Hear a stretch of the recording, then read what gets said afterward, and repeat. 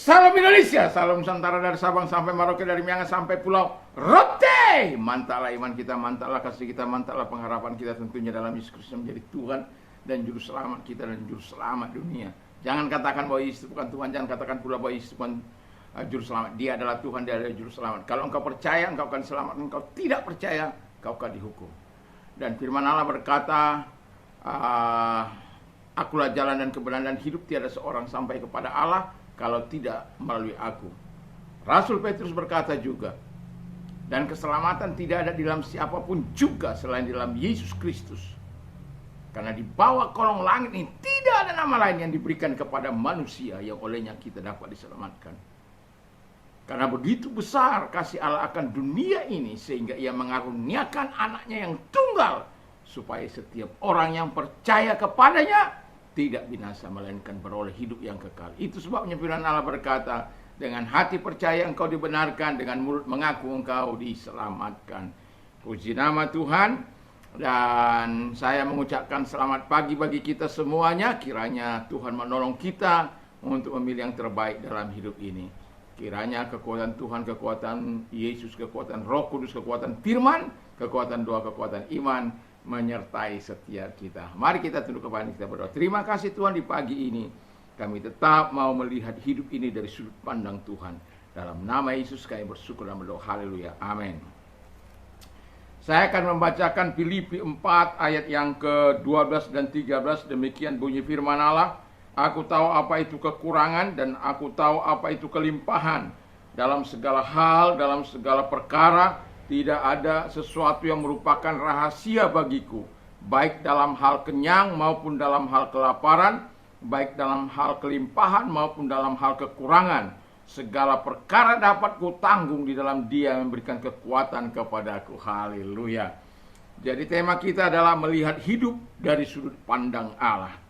Jadi ada orang miskin dengan segala keterbatasan, tapi dia tetap bersuka cita memuliakan Tuhan, meninggikan Tuhan, mengagungkan Tuhan. Dan ada juga orang kaya tapi susah.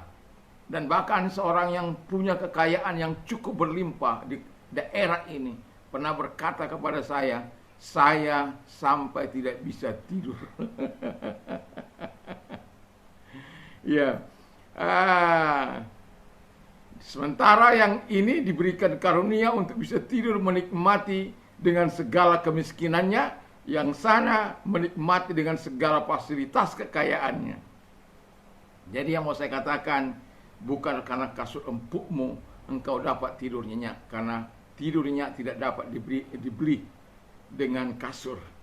Dan sukacita tidak dapat dibeli dengan uang yang banyak. Tetapi ketika Yesus ada dalam hidup ini, akan menjadi berbeda. Itu sebabnya saya memberikan judul bagi kita, melihat hidup dari sudut pandang Allah. Dan ketika kita melihat dari sudut pandang Allah, kita harus tahu berterima kasih untuk segala sesuatu yang Tuhan telah berikan. Mau kurangkah itu, mau cukupkah itu, mau berkelebihankah itu, kita tahu berterima kasih kepada Tuhan. Karena apa? Karena kita tahu kalau kita bisa melewati masa sulit, masa cukup atau masa berkelimpahan, tetap di jalan-jalan Tuhan, itu karena Paulus berkata, segala perkara dapat kutanggung di dalam Dia yang memberikan kekuatan kepadaku. Aku tahu itu kelimpahan, aku tahu itu kekurangan, aku tahu itu cukup. Cukup untuk beli mobil, cukup untuk beli rumah.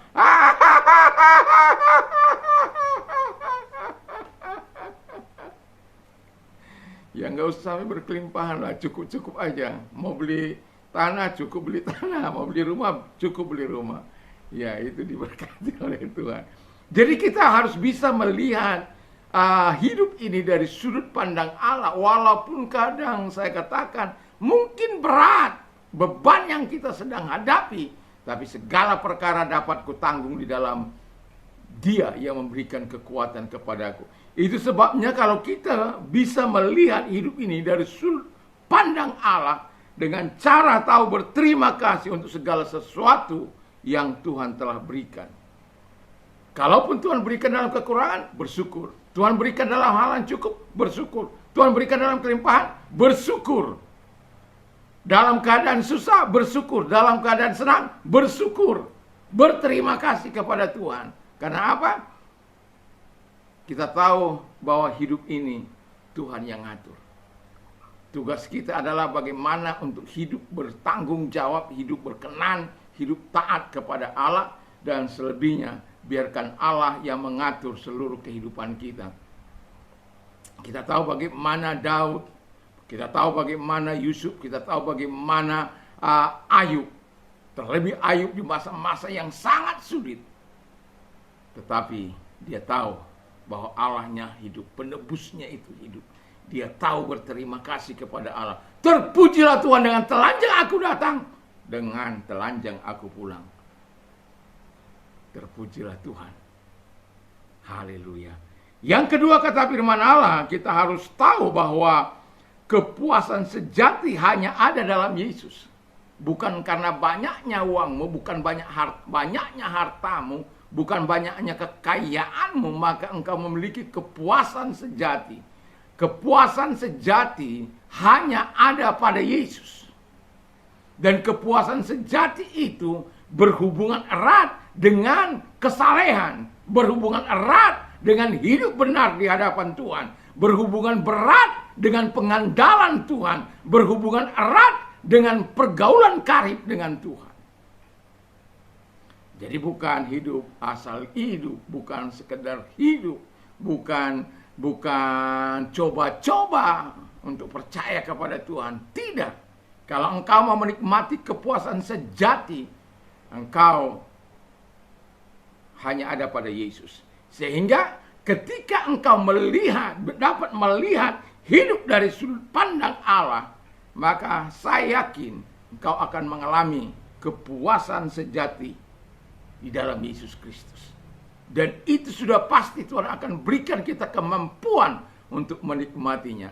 Segala perkara dapat kutanggung di dalam Dia yang memberikan kekuatan kepadaku, termasuk kepuasan yang sejati itu, yang tidak diberikan oleh Yesus kepada siapapun, terkecuali kepada mereka yang percaya mengasihi Tuhan. Dan itu sebabnya saya mau katakan kepada kita, sudahkah kita dapat melihat hidup dari sudut pandang Allah? Jadi kalau kita sudah bisa melihat dari sudut pandang Allah, apapun situasi kita tahu berterima kasih, kita tahu merasa cukup dalam segala sesuatu.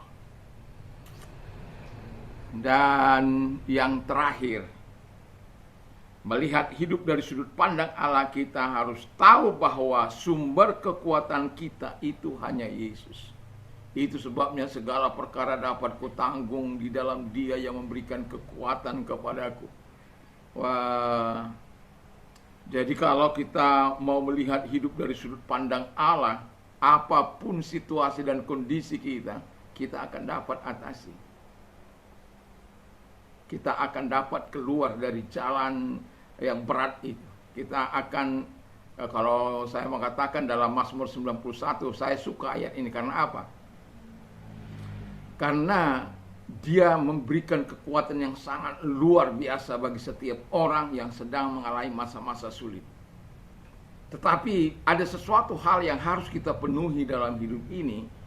Di dalam ayat itu dikatakan, Mazmur 91 ayat 14 sampai dengan 17, ayat 16 dikatakan di sana bahwa kita harus hidup mengasihi Tuhan, mencintai Tuhan. Lalu kemudian kita harus mengenal nama Tuhan. Nah, ketika kita mengenal Allah dalam hidup kita, kita tahu kemampuannya, kita tahu kuasanya, kita tahu kehebatannya, maka Alkitab katakan dengan jelas, ketika dia berdoa, aku menjawab doanya. Dan kalaupun belum, kata firman Allah, ketika ia mengalami kesusahan atau trouble dalam hidupnya, atau penderitaan dalam hidup, aku menyertai dia dalam kesusahannya itu. Artinya apa? Tuhan memberikan kekuatan. Dia menjadi sumber kekuatan kita untuk melewati masa-masa itu. Karena Allah berkata dalam bagian selanjutnya dikatakan bahwa aku akan melepaskan engkau dan aku akan memuliakan engkau. Di ayat yang lain Tuhan melepaskan, kita memuliakan Tuhan. Tapi di ayat ini Tuhan melepaskan kita dan memuliakan kita. Karena apa? Kita adalah orang yang mencintai Tuhan, yang mengasihi Tuhan, yang mengenal nama Tuhan. Sehingga pertolongan, kebaikan datang daripada Tuhan itu dalam kehidupan kita. Dan itu sebabnya dia menjadi sumber kekuatan kita. Tidak ada yang lain. Jangan andalkan hartamu, jangan andalkan apa yang kau punya. Dalam sekejap bisa Tuhan ambil. Kalau engkau bisa melihat hidup ini dari sudut pandang Allah, engkau akan menikmati kehidupan yang sesungguhnya bersama dengan Allah. Menikmati dalam keadaan apapun. Bukan berarti kita tidak butuh harta, bukan tidak butuh hal yang banyak. Tetapi saya mau katakan, itu bukan jaminan. Tetapi kalau kita tahu, kita bisa melihat dari sudut pandang Allah ketika kita diberkati banyak, atau kita akan menggunakannya untuk kemuliaan Tuhan. Ketika kita mengalami kekurangan, kita tetap sabar menantikan kekuatan Allah. Dalam satu buah roh itu makrotimia. Makrotimia itu adalah kekuatan Allah, kesabaran Allah, ketahanan Allah ada pada seorang yang mempercayai dia. Dan itu sebabnya saya mengharapkan kita semuanya dapat melihat hidup ini dari sudut pandang Allah, sehingga kita tidak melakukan hal-hal yang tidak menyenangkan pada saat kekurangan, ataupun untuk menggapai hal-hal yang supaya jauh hidup itu lebih baik, lebih nikmat dengan jalan korupsi. Tetapi biarlah Tuhan jalan-jalan berkat yang kita lalui. Kita sudah melihat bagaimana Ayub diberkati oleh Tuhan, bagaimana Abraham diberkati Tuhan ketika dia hidup dalam ketaatan kepada Tuhan, dan Tuhan Allah memberkati dengan segala kelimpahan. Yang menjadi pertanyaan saya adalah, sudahkah kita dapat melihat hidup ini dari sudut pandang Allah? Ketika engkau bisa bersyukur untuk apa yang dipercayakan Tuhan kepadamu, atau mengalami kepuasan dengan apa yang dipercayakan Tuhan kepadamu, dengan kekuatan, sumber kekuatan kita untuk menggapai segala sesuatu bukan dari kita tetapi dari Tuhan. Olehnya kita harus tetap berpegang teguh kepada Tuhan. Mari kita tunduk kawan, kita berdoa. Terima kasih Tuhan, biarlah kiranya Engkau Allah yang besar itu menyatakan segala kebaikan-Mu, kemurahan-Mu, pertolongan-Mu dalam hidup kami, sehingga kami tetap menikmati hal-hal yang indah bersama dengan Tuhan. Kami bisa melihat hidup ini dari sudut pandang Allah. Dalam nama Yesus, segala sakit penyakit yang kau derita, saya mau berdoa bagimu dan yakin dan percaya engkau Allah bisa hadir menjamah engkau, karena Tuhan tidak mengenal jarak, ruang maupun waktu. Ketika engkau percaya pagi ini, ketika engkau percaya, dalam nama Yesus segala sakit penyakit yang mereka derita aku perintahkan keluar, dan oleh bilur daripada Yesus engkau sembuh, oleh kuasanya engkau sembuh, dan terima kesembuhan daripada Allah itu. Dan juga saya mau katakan kepada kita, kalau engkau sedang mengalami masa-masa yang sulit, datanglah kepada Tuhan, karena saya tahu apa arti masa-masa sulit. Ada banyak orang-orang di masa-masa sulit mereka melarikan diri dari Tuhan. Bukan justru kebaikan yang mereka peroleh, tetapi semakin hancur dan pada akhirnya tidak dapat berbuat apa-apa. Tapi ketika engkau mengalami penderitaan, datang pada Tuhan, percayalah, ada waktunya Tuhan di mana Tuhan akan melepaskan engkau dan memberikan yang terbaik. Baca itu kisah Ayub, baca itu kisah Yusuf, sehingga engkau dapat menghadapi hidup ini dari sudut pandang Allah. Mari kita berdoa. Terima kasih Bapa di surga, kami bersyukur kepadamu, dan engkau Allah yang mau siap menolong setiap kami yang menghadapi masalah genting di hidup kami. Dan engkau Tuhan yang kami andalkan, yang kami percayai dalam hidup ini. Dan engkau berkata, kau akan memberikan kelegaan, kau akan menolong, berikan pertolongan itu bagi setiap kami Bapa di surga. Dalam nama Yesus, terima kasih buat pertolonganmu, terima kasih buat kebaikanmu. Dalam nama Yesus kami bersyukur dan berdoa. Haleluya, amin. Selamat pagi, selamat kita beraktivitas di pagi ini tentunya bersama dengan Tuhan. Mantap, mantap, mantap.